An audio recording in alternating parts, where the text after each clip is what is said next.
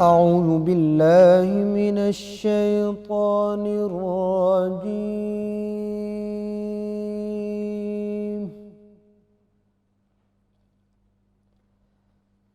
بسم الله الرحمن الرحيم.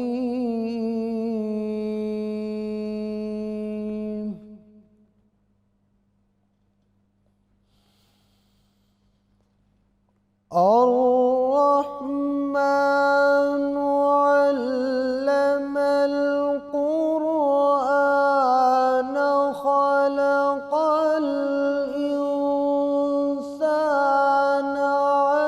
علمه البيان.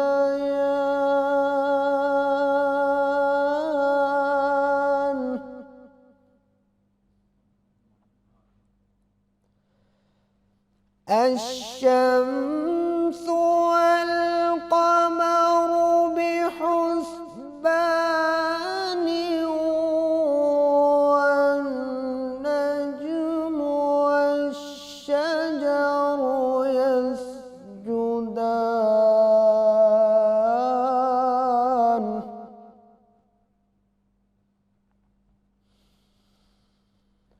والسماء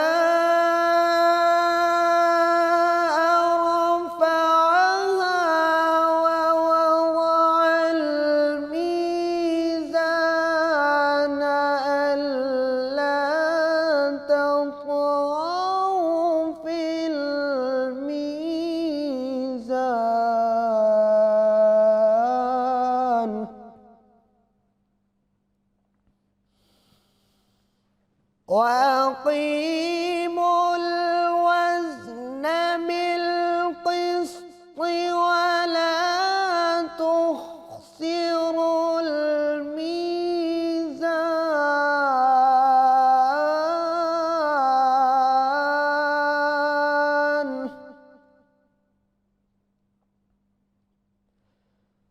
والأرض وضعها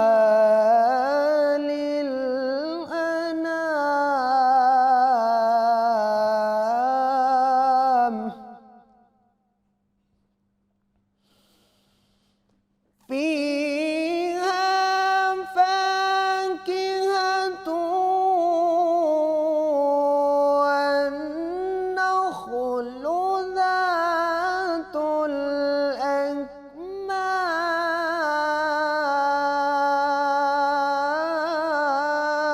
الأكمام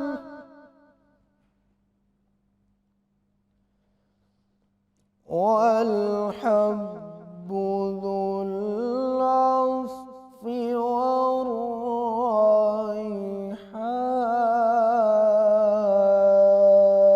والريحان. فبأي آلاء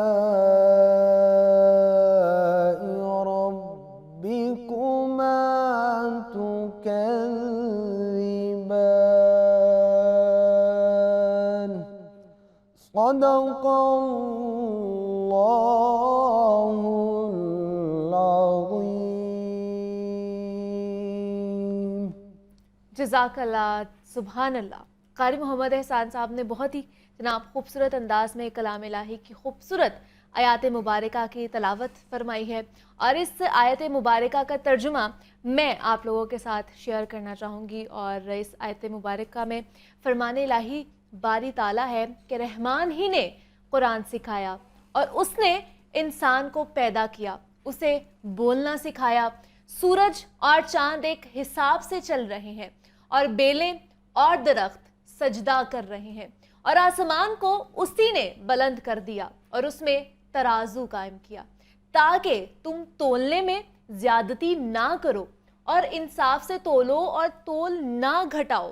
اور اس نے خلقت کے لیے زمین کو بچھا دیا، اس میں میوے اور غلافوں والی کھجوریں ہیں اور بوسے دار اناج اور پھول خوشبودار ہیں. پھر تم اپنے رب کی کس کس نعمت کو جھٹلاؤ گے؟ اور جناب حقیقت یہی ہے کہ جتنی نعمتیں انسان کو عطا کی گئی ہیں نا، وہ ان کا حق ساری زندگی بھی ادا نہیں کر سکتا ہے اگر وہ چاہے بھی تو۔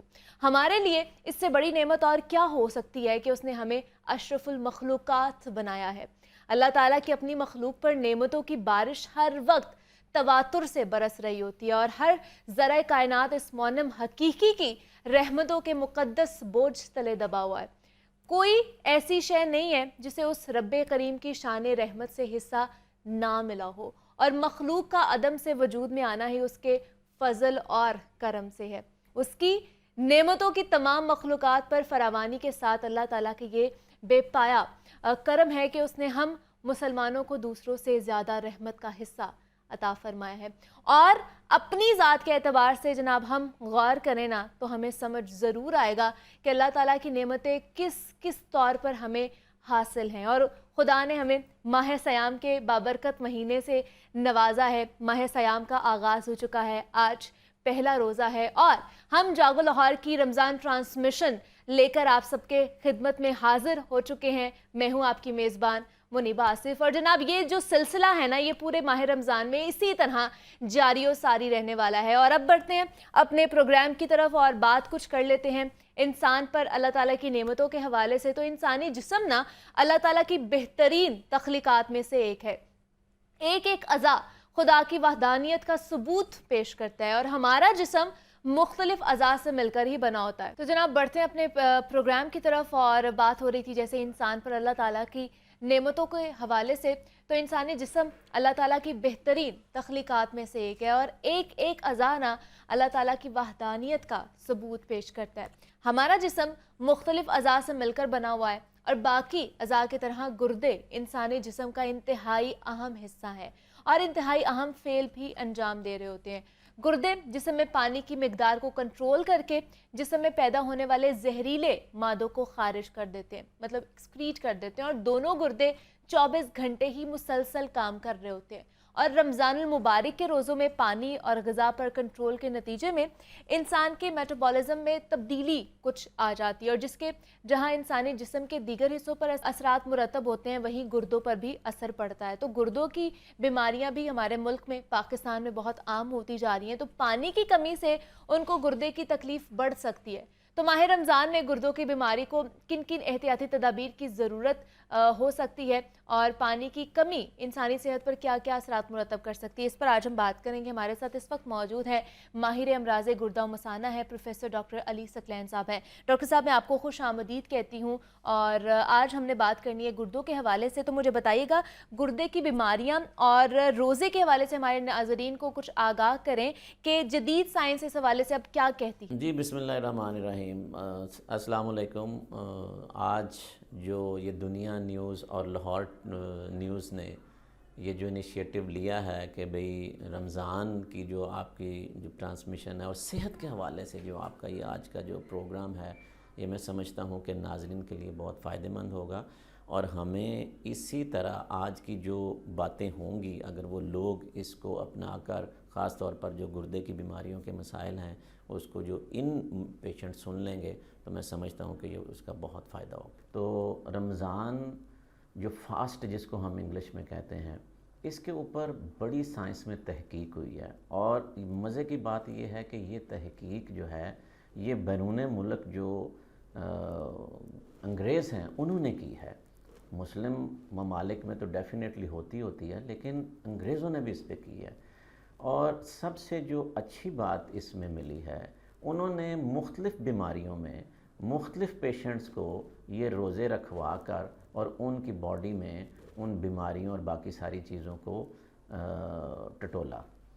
لیکن بہت سارا لٹریچر اگر آپ دیکھیں تو اس میں کسی کو بھی جو بہت زیادہ جس طرح اس کے نقصانات، کیونکہ وہ انگریز تو اسی کے حساب سے سوچتے ہیں نا، ہمارا تو ایک یقین ہے اللہ تعالیٰ کی ذات کے اوپر کہ یہ جو مبارک مہینہ ہے یہ اتارا ہی اس لیے گیا ہے کہ رمضان کو تو اسی لیے کہتے ہیں کہ جسم کی زکوٰۃ ہے، اور اس میں باڈی ہماری نظریے کے مطابق بہت سارے جو اس میں میٹابولزم آپ کے ایکٹیویٹ ہوتے ہیں، اور اس کا جو امپیکٹ ہے وہ بڑا پازیٹیو آتا ہے۔ جب انگریزوں نے اپنی ریسرچ مکمل کر لی تو اس میں بھی ان کی کنکلوژن یہی آئی کہ ہمیں کوئی بہت زیادہ جو نقصانات یعنی کہ سائیڈ افیکٹ روزے کے انسانی جسم کے اوپر نہیں ملے، اور یہی ہمارا اللہ تعالیٰ کی ذات کے اوپر یقین ہے۔ تو آج آگے چل کر اس پروگرام میں ہم اسی حوالے سے بات کریں گے، لیکن آپ کے سوال کے مطابق جتنی بھی جدید سائنس کی ریسرچ روزے کے اوپر ہو چکی ہے، اس میں کسی قسم کی جو نقصانات یا اس سے کوئی خدا نخواستہ ڈیتھس یا کوئی اور ایسی چیزیں کہ جو دیکھنا چاہ رہے تھے وہ نہیں ملی، اور بلکہ جن جن لوگوں نے روزہ رکھا ان کے جسم میں اس کے فائدے ملے۔ میں آپ کو بتاؤں کہ آج جتنی بھی ماڈرن سائنس ہے، آپ یہ دیکھیں کہ وہ آپ کو کیا ایڈوائز کر رہی ہے۔ اب سارے ڈاکٹرز بھی ایڈوائز کرتے ہیں کہ انٹرمیٹنٹ فاسٹنگ کرنی چاہیے، یعنی کہ وقتاً فوقتاً انسانی جسم کو کہا جاتا ہے 10 سے 12 گھنٹے آپ بھوکے رہیں۔ انگریز یا ریسرچ تو اس کو یہ کہتا ہے کہ 10 سے 12 گھنٹے بھوکے رہیں، ہماری نظر میں یہ روزہ ہے۔ اور آپ یہ دیکھیں کہ اللہ تعالیٰ کی ذات نے ہم پہ کتنا بڑا احسان کیا ہے کہ ہم ہر سال 30 دن کے لیے یہ جو 12 سے 14 گھنٹے کی جسم کو ہم بھوک دیتے ہیں، تو اس کا مطلب یہ ہوا کہ یہ اللہ کا کتنا بڑا احسان ہے ہمارے اوپر بھی اور ہماری صحت کے لیے ہمارے جسم کے اوپر بھی۔ تو اس لیے ماڈرن سائنس بھی اس کو فیور کرتی ہے کہ آپ روزہ رکھیں۔ ٹھیک ہے ڈاکٹر صاحب، مجھے یہ بھی بتا دیں کہ پاکستان میں ہم دیکھ رہے ہیں کہ بڑے تواتر کے ساتھ یہ گردوں کی بیماریاں بہت عام ہوتی جا رہی ہے، اس کی وجہ کیا ہے؟ جی، آپ نے بڑا اچھا سوال کیا ہے کہ آج جو پروگرام ہے اس کو ہم گردے کی مختلف امراض اور اس میں رمضان گردے کی بیماریوں میں جو مبتلا مریض ہیں وہ کیسے رمضان المبارک میں اپنی زندگی کو ان ایام میں رکھ سکتے ہیں۔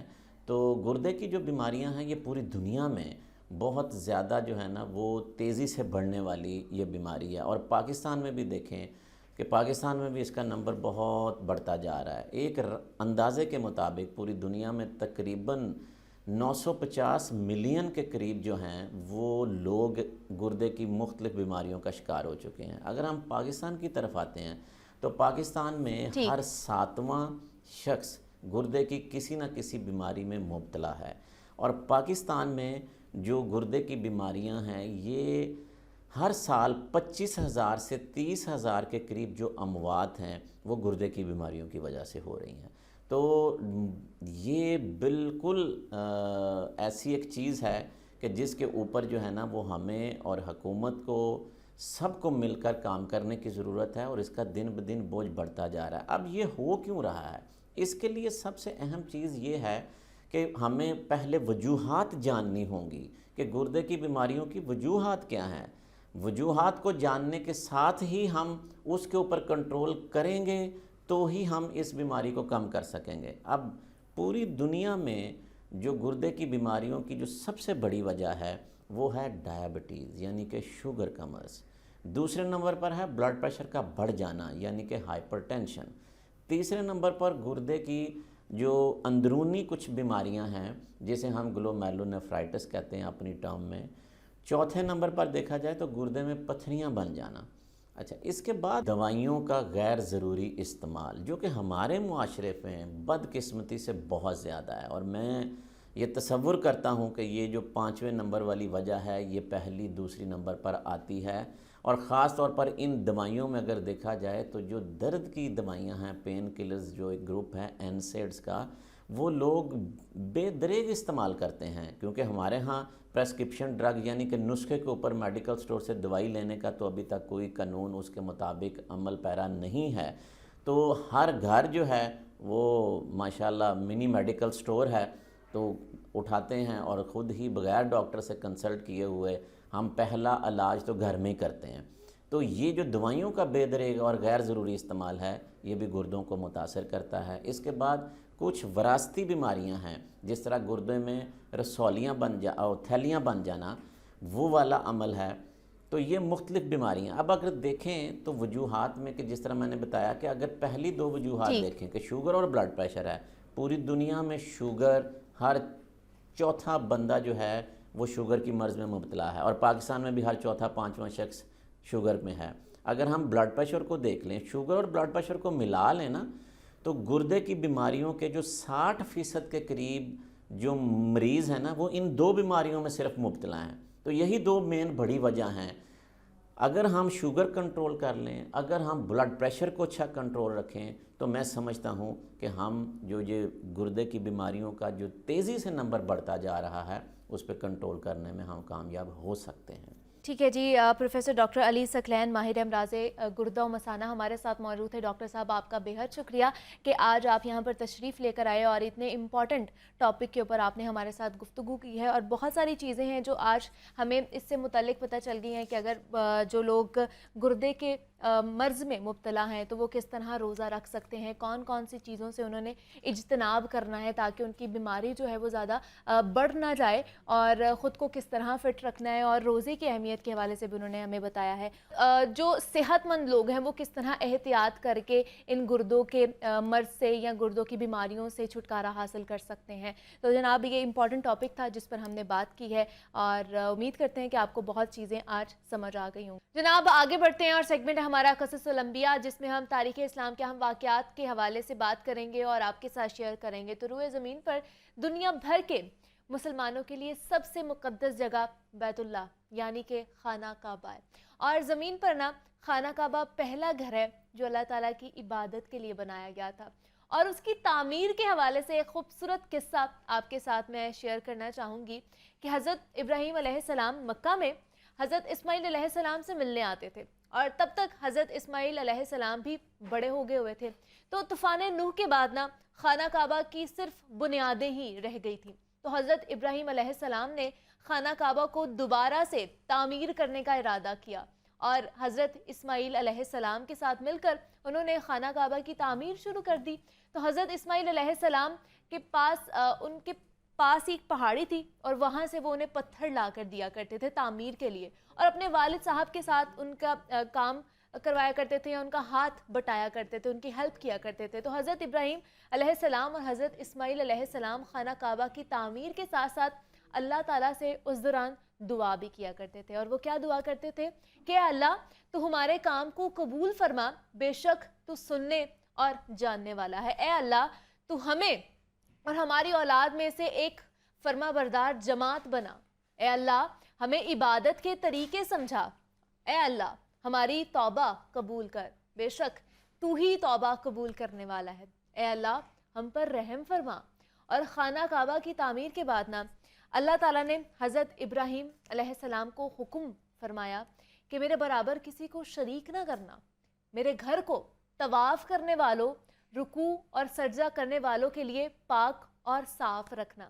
مزید اللہ تعالیٰ نے فرمایا کہ لوگوں کو حج کے لیے پکارو تو لوگ تمہاری طرف دنیا کے ہر علاقے سے چلے آئیں گے، دوڑتے ہوئے آئیں گے.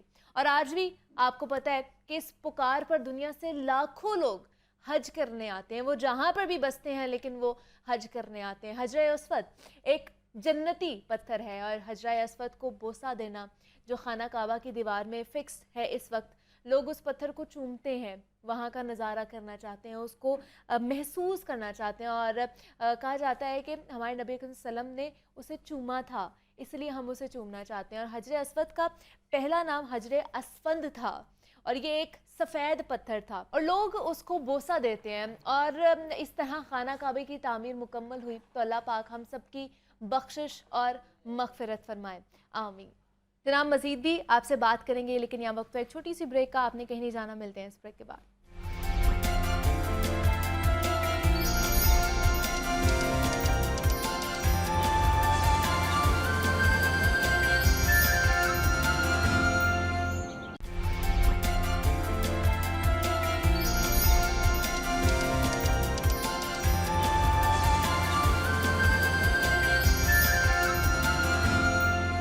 اور جناب پروگرام کا آغاز ہم نے سورہ رحمان کی خوبصورت آیات کریمہ سے کیا، اور قرآن پاک میں 12 مرتبہ ارشاد باری تعالیٰ ہے کہ دنیا و آخرت میں کامیابی طلبگار ہو تو رحمان کے بندے بن جاؤ.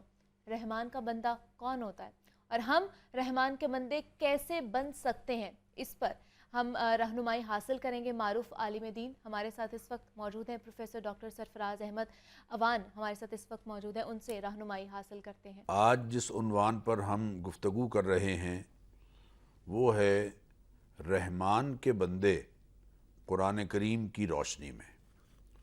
رحمان کے بندے قرآن کی روشنی میں، یعنی قرآن کریم میں اللہ تعالیٰ نے عباد الرحمن کے ساتھ کن لوگوں کا تذکرہ فرمایا ہے؟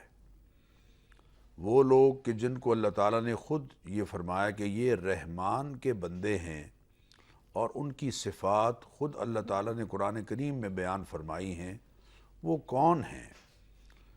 میں آپ سے عرض کروں کہ اللہ تعالیٰ نے سورہ نمل کے آخر میں کچھ ایسے لوگوں کا ذکر فرمایا ہے کہ جنہیں عباد الرحمن کہا گیا ہے۔ اللہ تعالیٰ نے قرآن کریم میں عباد الرحمن کی 13 صفات بیان فرمائی ہیں، اور وہ بہت سمپل اور آسان اور بہت غور طلب ہے۔ اگر ہم ان صفات کو اپنے اندر لانے کی کوشش کرتے ہیں تو یقینی بات ہے کہ ہم بھی رحمان کے بندوں میں سے شمار ہونے والے ہو جائیں گے، اور یہ بہت بڑی سعادت ہے کہ اللہ تعالی ہمیں اپنے بندوں میں شمار فرمائے۔ ارشاد فرمایا وعباد الرحمن، رحمان کے بندے وہ ہیں الذین یمشون علی الارض ہونا۔ پہلی ان کی صفت یہ ہے کہ وہ زمین پر خوشگوار چال کے ساتھ چلتے ہیں۔ یمشون علی الارض ہونا، زمین پر عاجزی کے ساتھ، یعنی خوشگوار چال کے ساتھ چلتے ہیں۔ عاجزی کا یہ مطلب نہیں ہے کہ آدمی مریضوں کی طرح سے چلے۔ ایک شخص کو سیدنا عمر رضی اللہ تعالیٰ عنہ نے بیماروں کی طرح چلتے ہوئے دیکھا تو آپ نے فرمایا کہ تم بیمار ہو؟ اس نے کہا نہیں، بیمار تو نہیں ہوں، بس میں اپنے عجز اور انکساری کا اظہار کر رہا ہوں۔ تو آپ نے اس کی پشت پر ڈنڈا مارا اور فرمایا کہ صحیح طریقے سے چلو، یہ کیا انداز ہے تمہارا؟ تو خوشگوار انداز سے ایسا چلنا کہ جس میں تکبر نہ جھلک رہا ہو۔ اللہ تعالیٰ نے قرآن کریم میں فرمایا لا تمشِ فی الارض مرحا، زمین پر اکڑ کر نہ چل۔ انک لن تخرق الارض، ٹھڈے مارنے سے تو زمین کو پھاڑ نہیں سکتا۔ ولن تبلغ الجبال طولا، اور ایڑیاں اٹھا اٹھا کر چلنے سے پہاڑوں کی بلندی کو نہیں پہنچ سکتا۔ تو ایمان والوں کی پہلی صفت رحمان کے بندوں کی اللہ تعالیٰ نے قرآن کریم میں یہ بیان فرمائی کہ وعباد الرحمن الذین یمشون علی الارض ہونا، جو زمین پر آہستگی سے اور خوشگوار اور پرسکون انداز سے چلتے ہیں، وہ تکبر اور غرور کے انداز سے اپنی چال کا اظہار نہیں کرتے۔ اور دوسری صفت عباد الرحمن کی اللہ تعالیٰ نے قرآن کریم میں بیان فرمائی کہ وَإِذَا خَاطَبَهُمُ الْجَاهِلُونَ قَالُوا سَلَامًا، جب جاہل کہیں ان سے ملتے ہیں اور الجھتے ہیں تو وہ ان کے الجھاؤ کی جو کوشش ہے اس کو کامیاب نہیں ہونے دیتے۔ یعنی جاہلوں کا جواب جاہلیت کے انداز سے نہیں دیتے، بلکہ کیا کہہ دیتے ہیں؟ قالوا سلاما، وہ کہتے ہیں اچھا بھائی اللہ حافظ، تمہارا جو نقطہ نظر ہے اگر تمہیں اس پر اصرار ہے، جاہلانہ نقطہ نظر پر اگر تمہیں اصرار ہے تو ٹھیک ہے، زندگی گزارتے رہو، ہم آپ سے الگ ہو رہے ہیں۔ اس کو سلام متارکہ کہتے ہیں، یعنی ایسا سلام جو علیحدگی کے اظہار کے لیے ہو رہا ہے۔ جاہل اگر شخص ایک ہے کسی کا بے علم ہونا، ایک ہے کسی کا لا علم ہونا، یعنی علمی سطح اس کی کمزور ہو اور وہ علم سے شناسہ نہ ہو، یہ اور ہے۔ ایک ہے کسی کا جاہلانہ رویہ اختیار کرنا، جہالت پر مبنی رویہ اختیار کرنا، یہ وہ رویہ ہے جو قرآن و سنت کی تعلیمات سے متصادم ہے، اور خود وہ شخص اپنے آپ کو عقل کل سمجھ رہا ہے۔ تو اگر آپ اس کو کہتے رہیں گے، اگر آپ اس کو بار بار سمجھائیں گے تو وہ بجائے اس کے کہ آپ کی بات کو سمجھے الٹا الجھے گا۔ تو جب آپ محسوس کریں کہ وہ بات کو سمجھنا ہی نہیں چاہتا اور اپنی غلطی پر اصرار کرتا چلا جا رہا ہے، تو اپنا وقت ضائع نہ کیجیے اور اس سے الگ ہو جائیے۔ وَإِذَا خَاطَبَهُمُ الْجَاهِلُونَ، جب جاہل اپنی جاہلانہ روش کو اختیار کرتے ہوئے ان سے مخاطب ہوتے ہیں تو قالوا سلاما، وہ ان کو سلام کہہ کے ان سے الگ ہو جاتے ہیں۔ اللہ تعالیٰ نے عباد الرحمن کی تیسری صفت جو بیان فرمائی وہ بہت غور طلب ہے۔ فرمایا والذین یبیتون لربہم سجدا وقیاما، ان کی راتیں، والذین یبیتون لربہم سجدا وقیاما، ان کی راتیں اپنے پروردگار کے حضور قیام میں اور اپنے پروردگار کے سامنے سجدہ ریز ہونے میں گزرتی ہیں۔ وہ راتوں کو آرام بھی کرتے ہیں۔ حضور اکرم صلی اللہ علیہ وسلم کے ہاں ایک صاحب مہمان ٹھہرے، کچھ دیر بعد جب آپ صلی اللہ علیہ وسلم جب سو گئے اور وہ صاحب بھی سو گئے تو کچھ دیر بعد آپ نے دیکھا کہ وہ صاحب اٹھ کر بستر پر بیٹھ گئے ہیں۔ آپ نے فرمایا کیا ہوا؟ کہنے لگے یا رسول اللہ صلی اللہ علیہ وسلم میں چاہتا ہوں کچھ نفل پڑھوں۔ آپ نے فرمایا بھی آرام کرو۔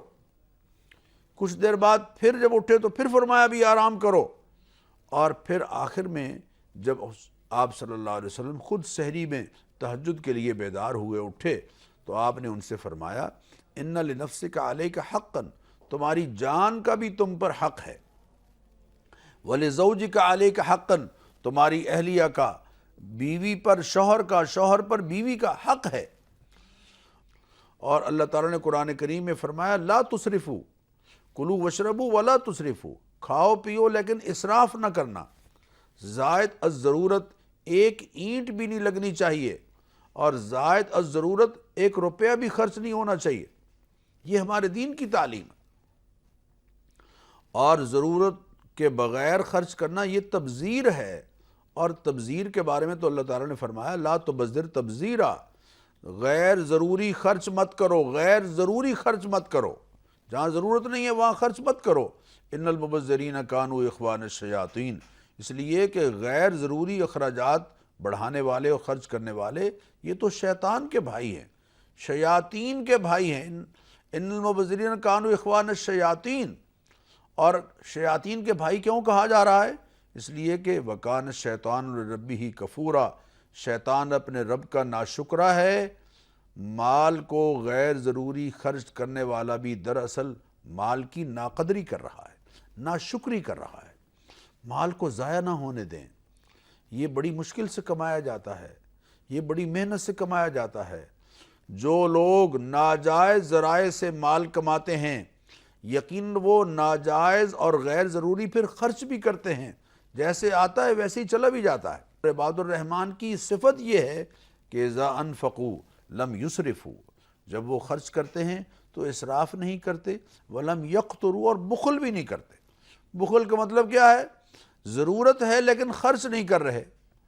بچوں کے لباس کی ضرورت ہے، بچوں کو خوراک میں بہتر خوراک کی ضرورت ہے، جہاں دودھ ہونے چاہیے، پھل چاہیے، وسائل ہونے کے باوجود ان کی صحت پر خرچ نہیں کر رہے، ان کی ضروریات پر خرچ نہیں کر رہے، بیوی بیمار ہے اس کا علاج نہیں کرا رہے، اور گھر میں کوئی ضروری چیزیں چاہیے ہیں، پنکھا ہے، فریج ہے اور واشنگ مشین ہے، چھوٹی چھوٹی جو ضرورتیں ہیں، اور اسی طرح سے فریج ہے، یہ بنیادی جو بہت ضرورتیں ہیں، باوجود اس کے کہ آپ اس پر قدرت رکھتے ہیں لیکن لباس نہیں دے رہے، خرید کر نہیں دے رہے، یہ بنیادی ضرورتیں گھر میں خاتون کو آرام میسر کرنے کے لیے نہیں دے رہے، تو یہ بخل ہے۔ اور اللہ تعالیٰ نے قرآن کریم میں ارشاد فرمایا وَلَا يَحْسَبَنَّ الَّذِينَ يَبْخَلُونَ بِمَا آتَاهُمُ اللَّهُ مِنْ فَضْلِهِ وَهُوَ خَيْرًا لَهُمْ، مت گمان کریں وہ لوگ کہ اللہ نے جو ان کو مال بخشا ہے اس میں بخل کر کے وہ اپنے لیے بہتری حاصل کر رہے ہیں، بل هو شر لهم، یہ تو ان کے لیے شر ہے، یہ تو ان کے لیے نقصان دہ ہے، یہ تو ان کی آخرت کو بگاڑ رہا ہے یہ عمل۔ اس لیے نہ تو بخل کرنا ہے اور نہ اسراف کرنا ہے۔ حضور اکرم صلی اللہ علیہ وسلم نے ارشاد فرمایا ما عال من اقتصد، جو شخص مال کے خرچ کرنے میں میانہ روی اختیار کرتا ہے، نہ بخیلی کرتا ہے نہ اسراف کرتا ہے، ما عال، وہ کبھی بھی تنگ دست نہیں ہوگا۔ الاقتصاد و نصف المعیشہ، حضور نے فرمایا میانہ روی اختیار کرنا، خرچ میں میانہ روی اختیار کرنا، یہ نصف معیشت ہے۔ کیا مطلب؟ اپنی مالی زندگی کو بہترین ڈگر پر لانے کے لیے آپ اخراجات میں میانہ روی اختیار کریں۔ دوسروں کے چہرے کو سرخ دے کر، پنجابی کہتے ہیں کہ چپیڑا مار کے اپنا منہ لال کر لینا، یہ کوئی اچھی بات نہیں ہے۔ دوسروں کو ان کے ڈگر پر رہنے دیجئے، ہو سکتا ہے ان کے وسائل بہتر ہوں، وہ اپنے وسائل کے مطابق خرچ کر رہے ہیں، آپ اپنی چادر کو دیکھ کر اس کے مطابق پاؤں پھیلائیں گے تو کبھی بھی آپ پریشان زندگی نہیں گزاریں گے۔ یہ 5ویں صفت ہے جو ایمان والوں کی اللہ تعالیٰ ارشاد فرما رہے ہیں کہ والذین اذا انفقوا لم یسرفوا ولم یقتروا، جب وہ خرچ کرتے ہیں تو نہ اسراف سے کام لیتے ہیں اور نہ بخل سے کام لیتے ہیں، وَكَانَ بَيْنَ ذَلِكَ قَوَامًا، بلکہ ان دونوں کے درمیان کی جو راہ ہے اس کو اختیار کرتے ہیں، جو بہترین قوام ہے اور بہترین راستہ ہے۔ 6ٹھی صفت اللہ تعالیٰ عباد الرحمن کی قرآن کریم میں بیان فرما رہے ہیں کہ وَالَّذِينَ لَا يَدْعُونَ مَعَ اللَّهِ إِلَٰهًا آخر، وہ اللہ تعالیٰ کے ساتھ کسی اور کو الہ بنا کر اس کو نہیں پکارتے۔ اللہ کی ذات عالی واحد ہے، الہ ہے، اکیلا احد ہے۔ قل هو اللہ احد، آپ کہہ دیجئے کہ اللہ اکیلا ہے۔ واحد ہونا اور چیز ہے، واحد کے ساتھ دوسرا ہو سکتا ہے لیکن احد کے ساتھ دوسرا نہیں ہو سکتا۔ حضرت ابراہیم علیہ السلام کے ہاں اولاد نہیں ہو رہی تھی، حضرت زکریا علیہ السلام کے ہاں اولاد نہیں ہو رہی تھی، وسائل موجود نہیں تھے، اس کے باوجود دونوں ہستیوں نے اللہ کو پکارا اور اللہ تعالیٰ نے دونوں کو بڑھاپے میں اولاد عطا فرمائی۔ حضرت یونس علیہ السلام مشکل میں پھنسے ہوئے تھے، مشکل میں پھنسے ہوئے انہوں نے مشکل کشا ذات اللہ کو پکارا، لا الہ الا انت سبحانک انی کنت من الظالمین۔ حضرت ایوب علیہ السلام شدید ترین بیماری میں تھے، بیماری کے دوران حضرت ایوب علیہ السلام نے سبق یہ دیا کہ کس کو پکارنا ہے بیماری میں شفا کے لیے؟ اللہ کو پکارنا ہے۔ رب انی مسنی الضر وانت ارحم الراحمین، اے اللہ میں بیمار ہوں اور تو بڑا مہربان ہے۔ نبی کریم علیہ الصلاۃ والتسلیمات کے بارے میں صحابہ فرماتے ہیں کہ ذرا سی اگر بدلی گہری ہو جاتی اور ذرا سی ہوا اگر تیز ہو جاتی یا کوئی انتہائی اہم امر پیش آ جاتا تو نبی اکرم صلی اللہ علیہ وسلم فوراً مسجد میں آ کر نماز شروع کر دیتے تھے اور نماز کے ذریعے سے اپنے مسائل اللہ کے حضور پیش کرتے اور اللہ سے مدد طلب کرتے۔ صحابہ کئی مرتبہ عرض کرتے یا رسول اللہ بادل گہرا آیا ہے، گھٹا آئی ہے اور آندھی چلی ہے اور آپ فوراً مسجد میں آ گئے ہیں اور اللہ سے مانگنا شروع کر دیا ہے، آپ کیوں گھبراتے ہیں؟ آپ فرمایا کرتے تھے پہلی قوموں پر گہری گھٹاؤں میں چھپا ہوا عذاب آیا ہے اور پہلی قوموں پر تیز آندھیوں کے ذریعے سے عذاب آیا ہے، تو میں چاہتا ہوں کہ میری امت کہیں گھٹاؤں کی صورت میں آنے والے عذاب میں مبتلا نہ ہو جائے اور کہیں تیز آندھیوں کی صورت میں پیش آنے والے عذاب میں مبتلا نہ ہو جائے۔ تو اللہ سے مانگنا، والذین لا يدعون مع اللہ الہا آخر، یہ عباد الرحمن کی ایک 6ٹھی صفت ہے جو اللہ تعالیٰ نے قرآن کریم میں بیان فرمائی۔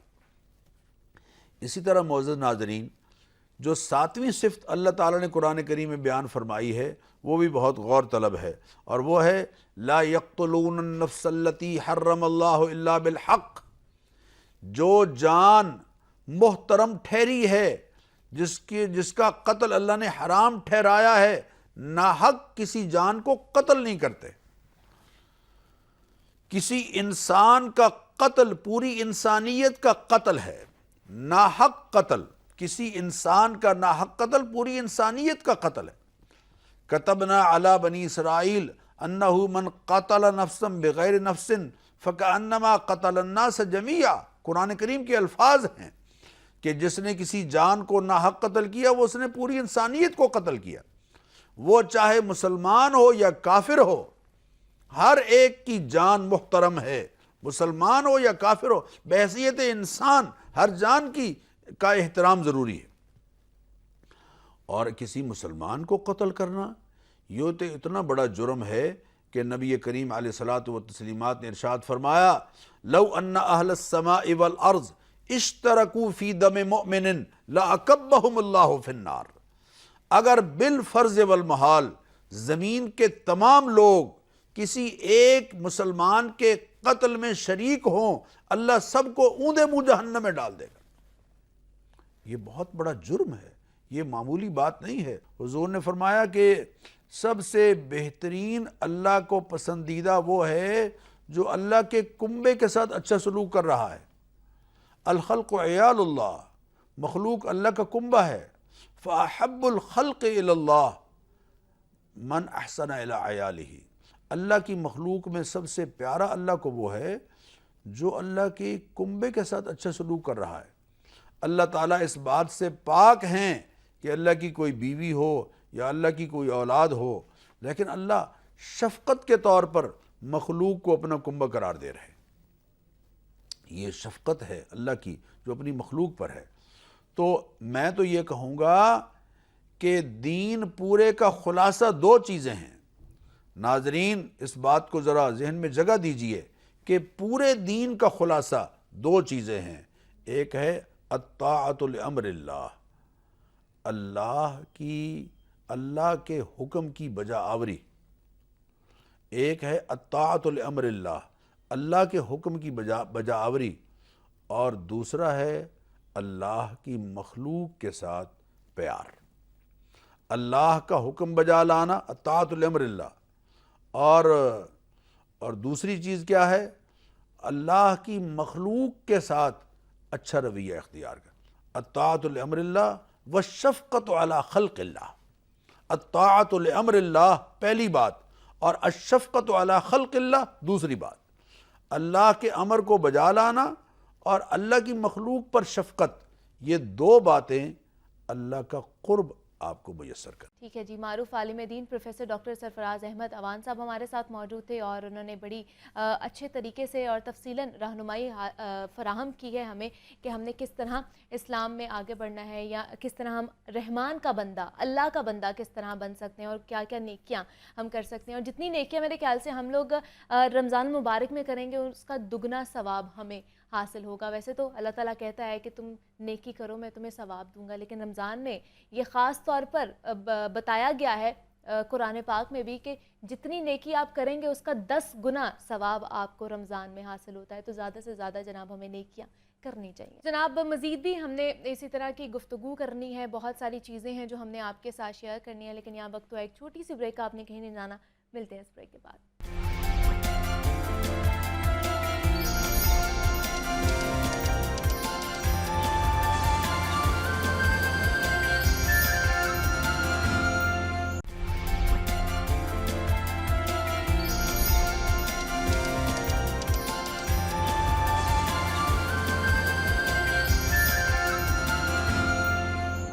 جاگو لاہور جناب رمضان ٹرانسمیشن آپ لوگ دیکھ رہے ہیں۔ جناب یہ جاگو لاہور رمضان ٹرانسمیشن خصوصی ہم لوگوں نے آپ لوگوں کے لیے سجائی ہوئی ہے، اور ماہ مقدس آپ کو پتہ ہے اس میں جتنی زیادہ رحمتیں اور برکتیں سمیٹ سکتے ہیں اتنی ہی کم ہے، اور جیسے ہی میرے خیال سے رمضان سٹارٹ ہوتا ہے نا تو ہر کوئی یہی چاہتا ہے کہ زیادہ سے زیادہ رحمتیں سمیٹی جائیں، زیادہ سے زیادہ برکتیں ہم ایک دوسرے کے ساتھ شیئر کریں یا سمیٹی جائیں، اور اہتمام کیا جاتا ہے محافلوں کا، اہتمام کیا جاتا ہے، گھر میں درود و سلام کی صدائیں اٹھتی ہیں ہر جگہ سے۔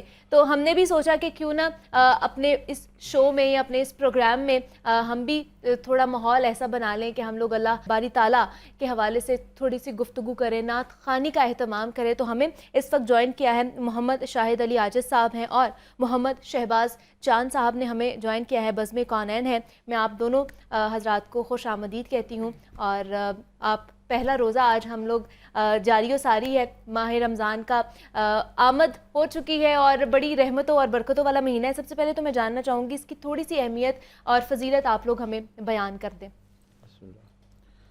جی الحمدللہ ماہ رمضان المبارک کا مہینہ ایک ایسا مہینہ ہے کہ 11 مہینوں سے افضل ہے.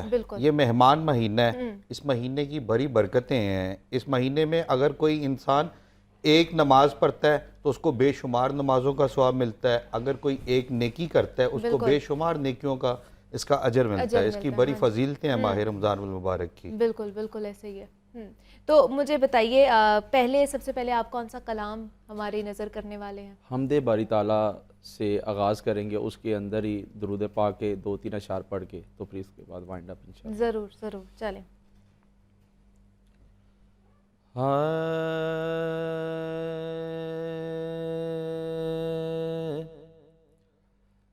اللہ جل جلالہ اللہ جل جلالہ اللہ جل جلالہ تیری شان اما نوالہ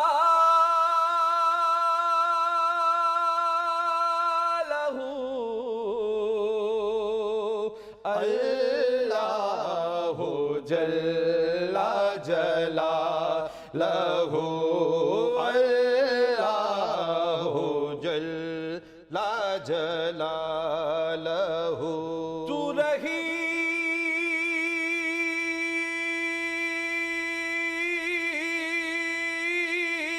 ہے تو کریم ہے, تیری ذات سب سے عظیم ہے, نہیں تجھ سا کوئی تیرے سوا,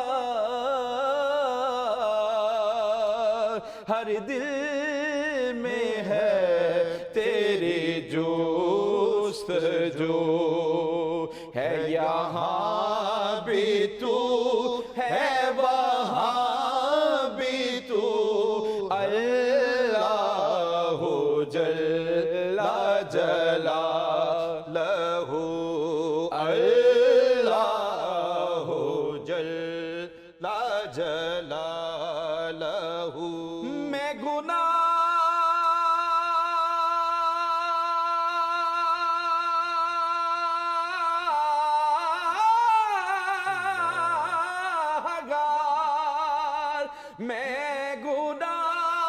گناہگار ہوں اے خدا, کوئی نیک کام نہ کر سکا اور نہ کر سکا تیرا حق ادا, میرے مولا تجھ سے گلا ہے کیا, تیری بندگی میری آرزو, تیری بندگی میری آبرو, اللہ جل جلالہ اللہ جل جلالہ. صلو علیہ وآلہ, صلو علیہ وآلہ. میں غلام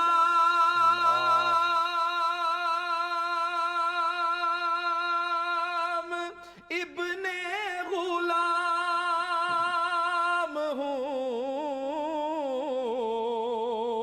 میں تو پنج تن کا غلام ہوں، میں تو پنج تن کا غلام ہوں، میرا پیشوا میرا رہنما، صلو علیہ وآلہ، صلو علیہ وآلہ۔ سبھی انبیاء کا امام ہے یہ میرے نبی کا مقام ہے کہ خدا بھی عرش پہ منتظر، یہ زمانہ سارا غلام ہے، صلو علیہ وآلہ، صلو علیہ وآلہ، صلو علیہ وآلہ۔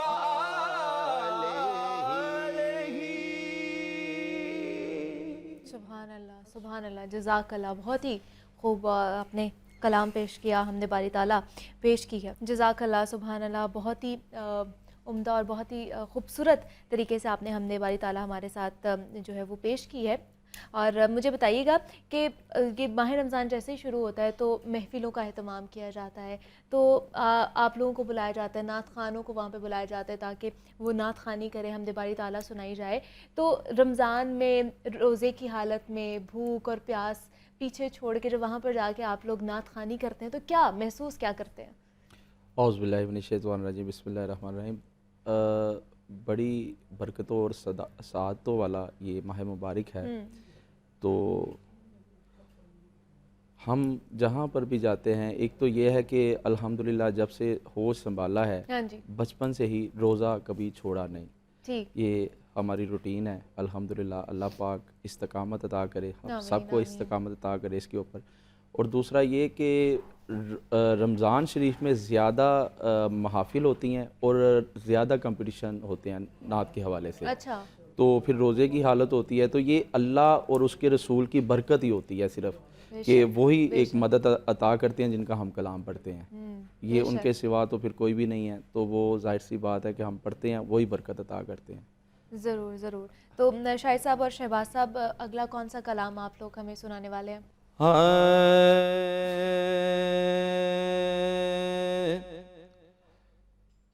یا مصطفیٰ عطا ہو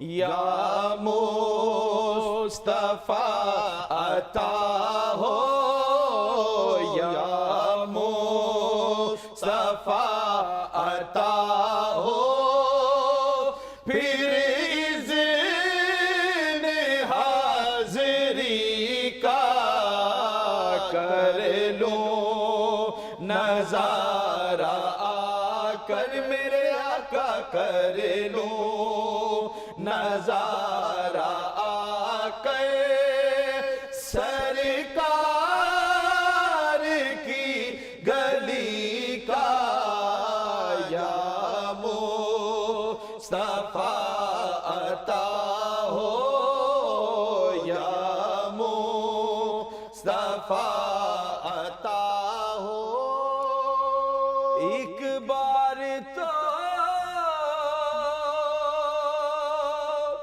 دکھا دو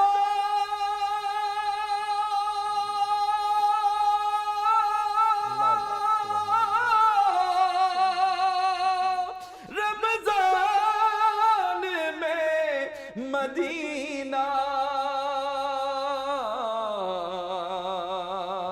بے شک بنا لو مہمان میرے آقا بے شک بنا لو مہمان سرکار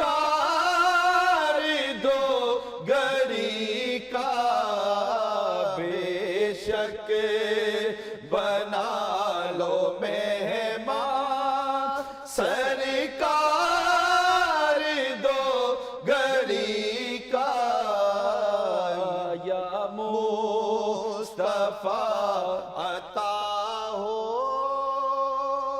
دنیا کے بادشاہ تم سے ہمیں غرض کیا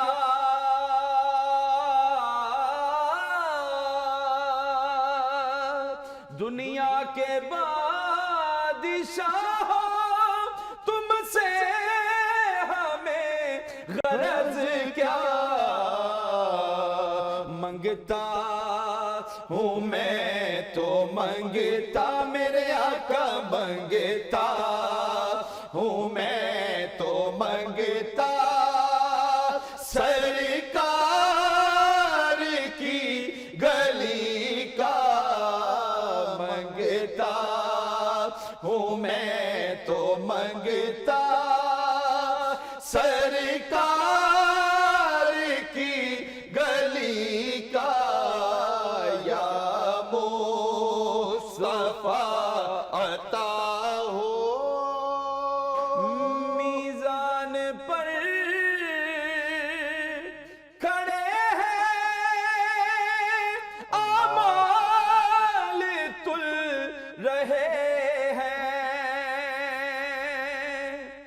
میزان پر کھڑے ہیں اعمال تل رہے ہیں رکھنا برم ہمارا رکھنا برم ہمارا عطار قادری کا رکھنا برم ہمارا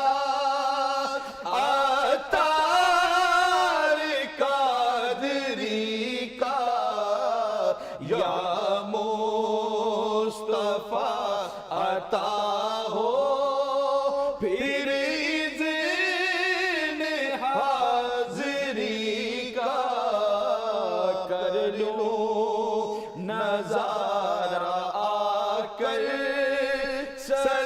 سرکار کی گلی کا یا مصطفیٰ عطا ہو